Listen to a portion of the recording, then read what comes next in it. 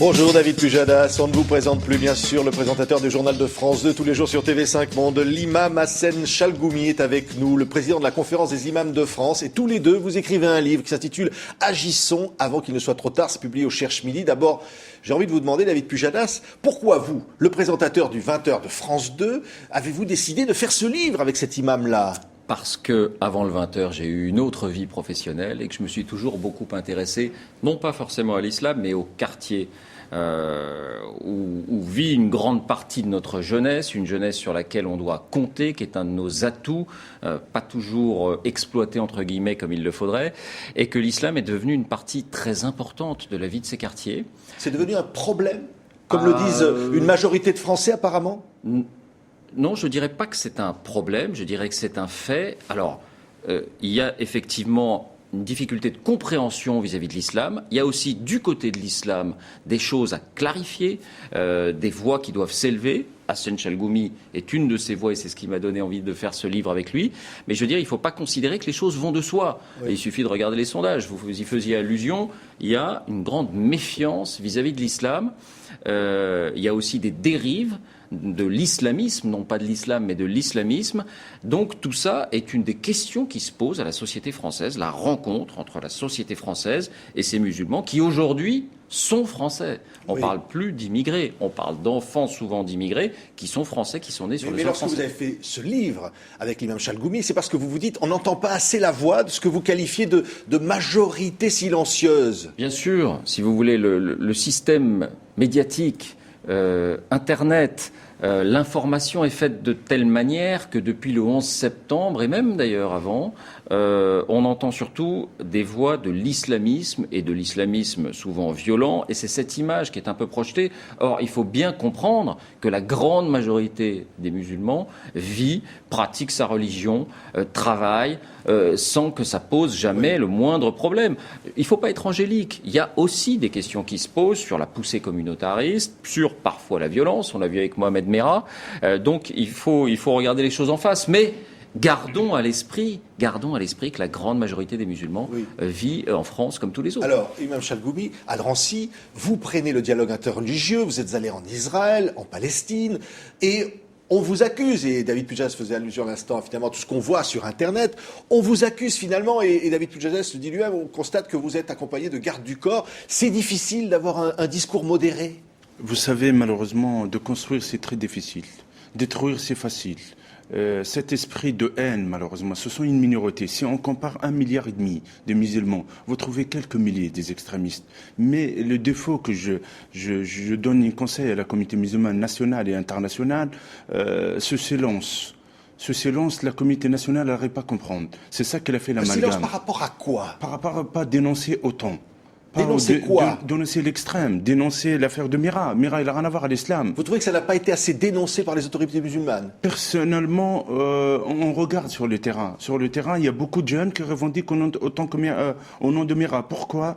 Peut-être à cause de l'économie, problème d'intégration, problème aussi de racisme. Mais je trouve qu'il y a moins, par rapport à ça, dénoncé. Et deuxième chose, le plus important, il y a une ignorance totale de la société par rapport à l'islam et des musulmans eux-mêmes par rapport à la propre religion. Oui. Et on peut parler avec la communauté juive, comme vous le faites au CRIF, par exemple, et comme vous le faites à Drancy, ville évidemment plus que symbolique. Nous sommes des hommes de foi, nous sommes des hommes de paix. Nous sommes des citoyens, nous ne sommes pas des hommes politiques. Et deuxième chose très importante que je trouve, la Shoah, c'est notre histoire aussi. Plus qu'on dénonce et on parle de l'histoire de la Shoah, plus que nous, les musulmans, se protègent. La minorité, elle se protège contre le racisme. Je trouve ça, c'est important. Et deuxièmement, si la voie de la politique, elle n'arrive pas à régler, nous, on essaye de ramener et de rapprocher le peuple palestinien d'Israéliens. Je suis l'une des personnes qui est contre d'emporter le conflit. Oui. Je suis pour exporter l'amitié, l'amour et la paix. Oui, mais vous êtes bien accueillis par les Palestiniens, et puis en France, vous êtes insultés tous les jours. Malheureusement, vous savez, il y a une minorité qui utilise la cause palestinienne à des fins politiques ou finances.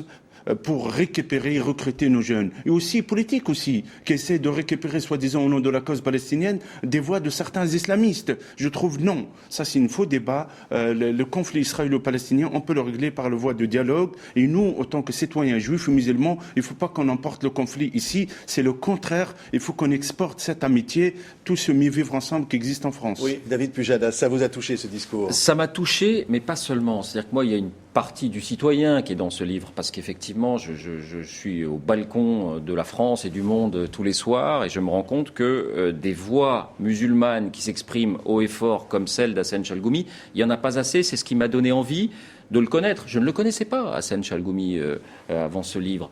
Mais il y a une grande partie du journaliste. C'est-à-dire, comment est-ce qu'une voix comme celle-là, encore une fois, elles sont plus nombreuses qu'on ne le pense, mais pas assez nombreuses encore à oser parler publiquement, alors qu'on en a besoin. Comment est-ce qu'une voix comme celle-là, qu'est-ce qu'elle a à répondre, qu'est-ce qu'Hassan Chalgoumi a à répondre sur tout un tas de sujets très concrets qui vont des menus halal dans les cantines, qui vont de la religion au travail, qui vont même de la violence, comment lui, imam de la mosquée de Drancy, il appréhende ces jeunes qui parfois partent en dérive, en se servant de l'islam comme d'un étendard. Qu'est-ce qu'il a à dire là-dessus? Ça, c'est le journaliste qui a parlé. Et toutes ces réponses très concrètes sur tout un tas de sujets qui agitent la société française à ce propos, elles sont dans le livre. Oui. C'est d'abord ça, le livre. Et la compatibilité de l'islam avec la République, c'est-à-dire notamment avec cette question de la laïcité, de la séparation de la religion et de l'État, ça, c'est une question aujourd'hui. Oui, tout à fait. Normalement, chaque citoyen respecte la laïcité. La laïcité, c'est pas anti-religieux. La laïcité, elle peut protéger la minorité pour pratiquer leur religion. Et je trouve que c'est grâce à ça, nous, on a cette liberté. Grâce à ça, nous, chaque citoyen en confession juive, athée, ou chrétien, ou musulman, il peut vivre sa foi. Mais en même temps, on l'impose pas aux autres. En même temps, il y a dans l'atmosphère aussi, l'espace public, il y a toujours ces valeurs universelles qu'on le partage ensemble. Oui, mais c'est une minorité qui est intolérante, vous diriez? Tout à fait, une minorité qui est gangrénée par les... Mais qu'on entend, ou la seule qu'on entend finalement, quelque part. Absolument, absolument. Et là, je trouve que c'est un travail à faire de parents jusqu'au gouvernement, aux journalistes, tout le monde, ils sont cessés de travailler pour désamorcer et aussi éviter toute cette amalgame. Oui, le rôle du journaliste, David Pujadas, dans une affaire comme ça, c'est de mettre finalement en rapport avec des débats de société de fond et de permettre une compréhension qui n'a pas lieu aujourd'hui. On ne comprend plus l'islam en France.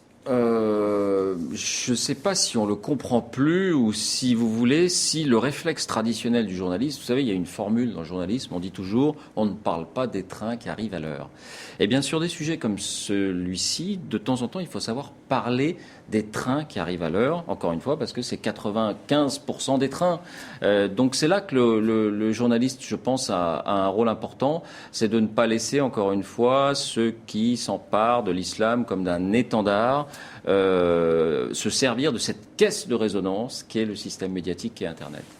Merci à tous les deux, David Pujadas. Évidemment, on vous retrouve tous les jours sur TV5 Monde. Et là, on est vraiment ravis de vous avoir sur le plateau de TV5. Je suis ravi d'adresser une nouvelle fois un signal aux téléspectateurs de TV5 Monde qui m'écrivent, que je rencontre régulièrement. Et c'est un plaisir aussi de m'adresser à eux à travers France 2. Et Imam Hassan Chalgoumi, merci d'avoir été avec nous également, le président de la conférence des imams de France, pour ce livre donc Agissons avant qu'il ne soit trop tard. Le défi d'un imam est publié au Cherche Midi. Merci à tous les deux. Merci.